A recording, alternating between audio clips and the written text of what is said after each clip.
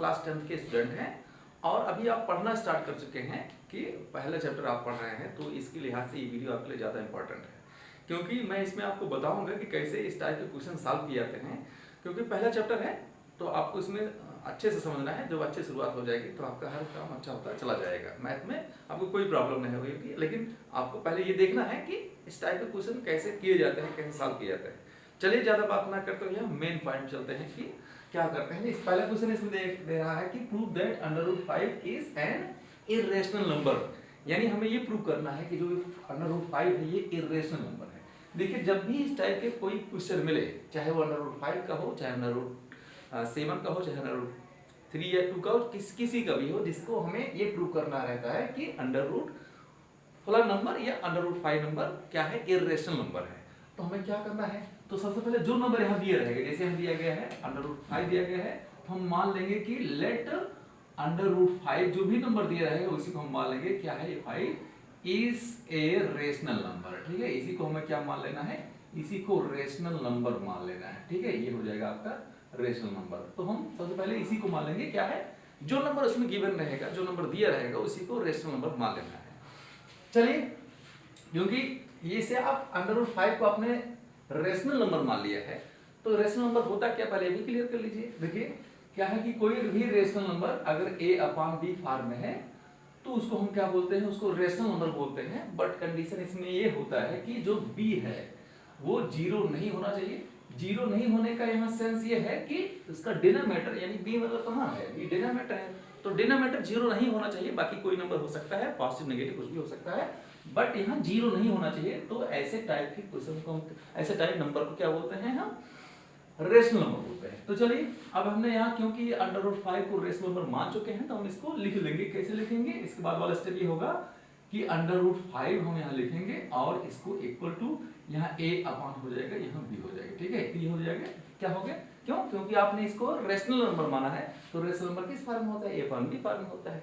तो हमने इसीलिए ऐसा लिख दिया है। वेयर, जहां पर वेयर क्या हो जाएगा, वेयर a, जहां पर क्या है a, ठीक है,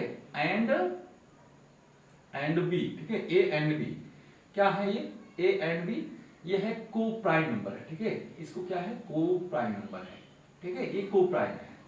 देखिए, आपने जो माना है कि √5 इक्वल टू a/b, फिर a एंड b क्या है, ये को प्राइम है, इंटीजर है, को प्राइम है। मतलब को प्राइम का यहाँ सेंस ये हुआ कि को प्राइम दो नंबर ऐसे नंबर होते हैं, को प्राइम नंबर ऐसे नंबर होते हैं जिनका कोई कॉमन फैक्टर नहीं होता है सिर्फ एक के अलावा। यानी दो नंबर ऐसे होंगे जिनका सिर्फ कॉमन फैक्टर एक ही होगा, उसके अतिरिक्त कोई कॉमन फैक्टर नहीं होगा। ऐसे ही नंबर को हम बोलते हैं को प्राइम। तो यानी ए और बी को प्राइम है, जिनका एक ही फैक्टर है, कॉमन फैक्टर है वह 1। चलिए, अगर आपने ऐसा इतना यहाँ तक मान लिया है तो आपको क्या करना है, अब आपको इसी को स्क्वायर ऑन बोथ साइड कर देना है। तो हम लिखेंगे स्क्वायर ऑन बोथ साइड। ठीक है, स्क्वायर ऑन बोथ साइड। ठीक है, ये हो जाएगा आपका बोथ साइड। तो हमने क्या है, इसको स्क्वायर कर देंगे। तो देखिए, हम यहाँ यहीं पे इसको क्या कर देते हैं, स्क्वायर कर देते हैं, तो ये आपका स्क्वायर हो गया। चलिए, जब हम इसको √5 को और a/b को स्क्वायर करते हैं तो क्या मिलता है, सबसे पहले हम आपको यहाँ 5 को बताते हैं। देखिए, √5 जैसे है, अगर हम इसका स्क्वायर कर देंगे ये हो जाएगा आपका 5 हो जाएगा। अच्छा, कोई भी नंबर हो जिसका हम स्क्वायर करते हैं वो नंबर वही हो जाता है जो स्क्वायर रूट के बीच में है। कैसे होता है आप ये समझ लीजिए। जैसे मान लीजिए क्या है, यहाँ √ यहाँ x है। ठीक है, इसका मतलब क्या होता है, जो नंबर यहाँ है उसी पावर 1/, यहाँ 2 हो जाता है। अब हम अगर स्क्वायर करना चाहेंगे इसी का, अगर हम मान लीजिए स्क्वायर कर देते हैं तो यहाँ स्क्वायर करना होगा, तो यहाँ भी स्क्वायर करना होगा। इसका मतलब क्या होगा, x पावर 1/2 और इंटू कितना हो जाएगा, 2 हो जाएगा। इसका मतलब क्या होगा, ये देखिए 2 से 2 कैंसिल हो जाएगा। तो जब 2 से 2 कैंसिल हो जाएगा तो इसका मतलब x पावर 1 हो गया। तो x पावर 1 इसको क्या हो जाएगा, ये आपका x ही तो होगा। इसका मतलब क्या है कि जब भी हम किसी स्क्वायर वाले रूट नंबर का हम स्क्वायर कर देंगे, उसकी पावर 2 कर देंगे, तो वह जो इसमें रहता है स्क्वायर रूट में वही हो जाता है। तो यहाँ √5 को हमने स्क्वायर कर दिया तो हमको क्या मिला, यहाँ 5 मिला। तो ये इसकी वैल्यू क्या हो जाएगी, यहाँ इसको हम लिख सकते हैं 5। यहाँ इक्वल लगाएंगे। अब देखिए, एक चीज और आपने पढ़ा होगा, क्या पढ़ा होगा, आपने ये पढ़ा है कि a/b अगर कोई चीज है, ठीक है, या x/y और उसकी पावर यहाँ मान लीजिए क्या है, m है, क्या हो जाता है, यही m दोनों का पावर हो जाएगा, a की पावर भी m हो जाएगा और अपान क्या हो जाएगा, जो नीचे रहेगा तो उसकी भी पावर m हो जाएगा, नीचे b है तो b की पावर भी m हो जाएगा। इसका मतलब ये हुआ कि अब यहाँ a/b है और उसकी पावर 2 है, इसका मतलब 2 दोनों की पावर हो जाएगा। यहाँ लिखेंगे क्या हो जाएगा, a स्क्वायर अपॉन कितना हो जाएगा, यहाँ b स्क्वायर हो जाएगा। तो a square upon b square हो गया, क्योंकि स्क्वायर करने के बाद ये हमको मिला और इसका स्क्वायर करने के बाद ये मिला। चलिए यहाँ तक अगर आपको आ गया है तो चलिए आगे थोड़ा सा बढ़ते हैं। इसी को हम मान लेते हैं क्या है, ये 1 के इक्वल है, ठीक है। सॉरी, इसका डिनोमिनेटर क्या है, 1 है, ठीक है। तो 1 आप डिनोमिनेटर मान सकते हो।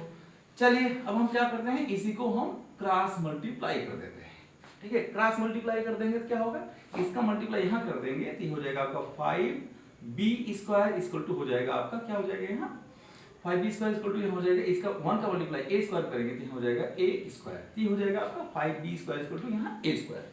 तो आप इसको थोड़ी देर के लिए आप इसको 1 मान लीजिए, ठीक है। क्वेश्चन नंबर इसको हम 1 मान लेते हैं। चलिए अब क्या करेंगे, यहाँ लिखा है b स्क्वायर। अब इसी 5 से हम a को क्या करेंगे, डिवाइड कर देंगे। इसका मतलब क्या हो जाएगा, a स्क्वायर अपॉन में कितना हो जाएगा, यहाँ 5 हो गया। तो ये क्या हुआ, जब आपने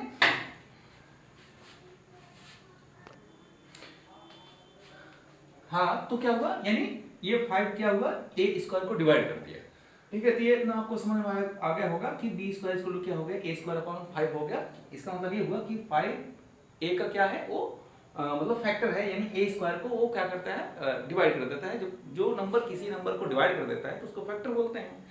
तो यानी 5 इसका फैक्टर हो गया। तो अच्छा चलिए एक चीज और बताते हैं आपको। देखिए मान लीजिए कोई परफेक्ट स्क्वायर है, ठीक है, परफेक्ट स्क्वायर है, ये स्क्वायर नंबर है, ठीक है। तो अगर कोई नंबर इसको डिवाइड कर रहा है, मान लीजिए 525 को डिवाइड कर रहा है, तो क्या है, ये क्या है, स्क्वायर नंबर है, ठीक है, परफेक्ट स्क्वायर नंबर है, यानी किसी का स्क्वायर है। किस नंबर का स्क्वायर है, ये 5 का स्क्वायर, यानी 5 का स्क्वायर आपने कर दिया तो आपको क्या मिलेगा, 25 मिलेगा। अगर कोई नंबर किसी स्क्वायर वाले नंबर को क्या करती है, वो डिवाइड कर देता है, इसका मतलब क्या हुआ कि जिस नंबर का ये स्क्वायर है, यानी 5 का स्क्वायर है कि नहीं, तो ये क्या करेगा, वही नंबर उसके क्या है, नंबर को भी डिवाइड कर देगा।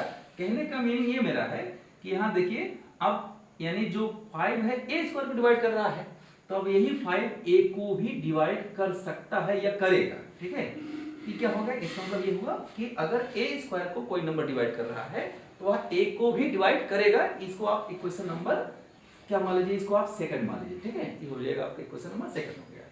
चलिए अब हम थोड़ी देर के लिए मान लेते हैं कि लेट मान लीजिए कि यहाँ a इक्वल टू हम मान लेते हैं यहाँ 5k मान लेते हैं। अच्छा k जो है कोई इंटीजर है, आप मान लीजिए कोई इंटीजर है, ठीक है।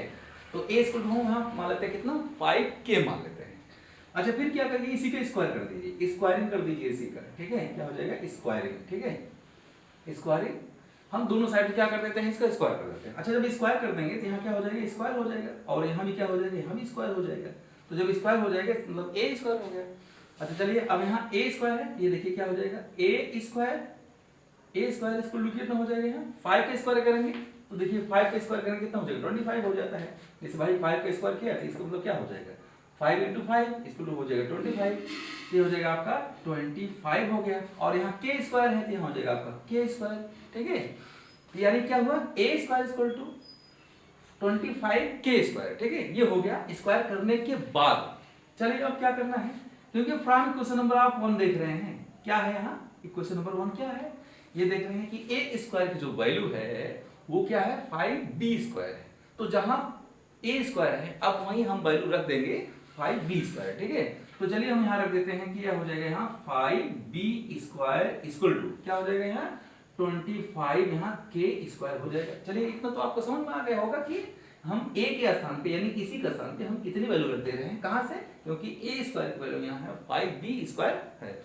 चलिए अब 5 से इसको हम काट सकते हैं, किसको, 5 × 5 5 5 यहाँ 25 हो जाएगा। ये हो जाएगा आपका b स्क्वायर इक्वल टू कितना हो जाएगा, यहाँ 5 यहाँ कितना हो जाएगा, k स्क्वायर हो जाएगा, ठीक है। तो b स्क्वायर इक्वल कितना हो गया, 5k स्क्वायर हो गया।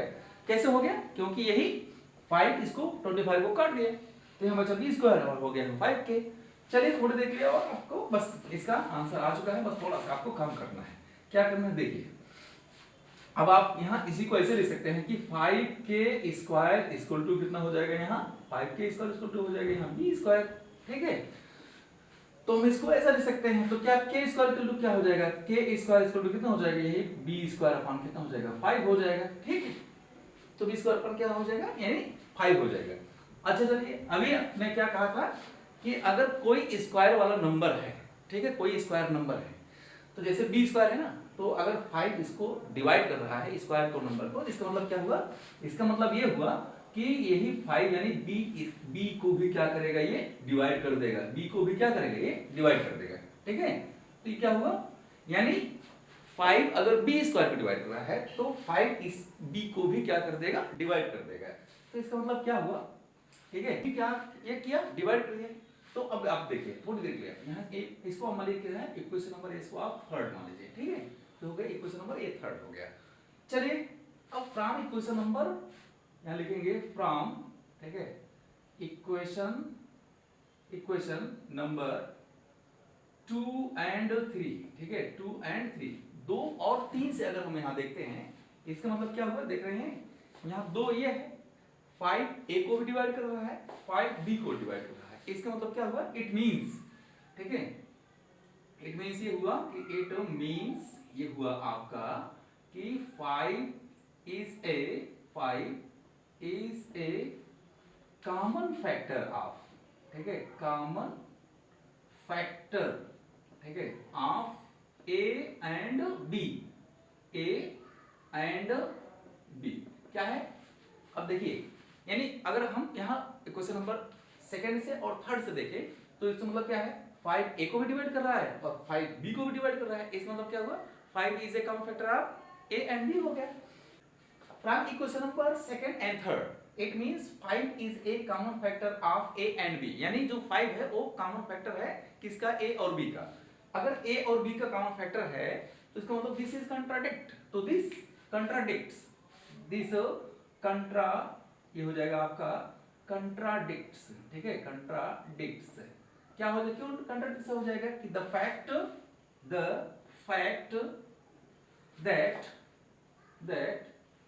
दैट क्या है कि ए एंड बी, ए कामा, ठीक है, एंड बी, ए और बी क्या है, ए एंड बी आर को प्राइम, ठीक है, ये क्या है, को प्राइम, ठीक है, ये को प्राइम है। हेंस क्या हो गया, हेंस मतलब अब देखिए को प्राइम मतलब क्या है, यहाँ आपने माना है ना कि जब अंडर रूट आपने 5 इसको लुक आपने लिया था, ए अपन भी लिया था, तो आपने क्या लिखा था कि where a and b are coprime, जिसका कोई कॉमन फैक्टर नहीं होगा। हेंस क्या हो जाएगा, under root 5 is an irrational number, irrational, ठीक है, हो जाएगा, यहाँ नीचे लिख देते हैं, ये हो जाएगा आपका इर्रेशनल नंबर, ठीक है, ये हो गया इर्रेशनल नंबर, ठीक है। तो यानी अंडर रूट 5 क्या हो गया, इर्रेशनल नंबर हो गया। क्यों हो गया, हमने आपको इसको एक्सप्लेन करके बता दिया है ऐसा क्यों हुआ है। चलिए तो आज के लिए बस इतना ही, मिलते हैं आपको एक नए वीडियो में, तब तक के लिए नमस्कार।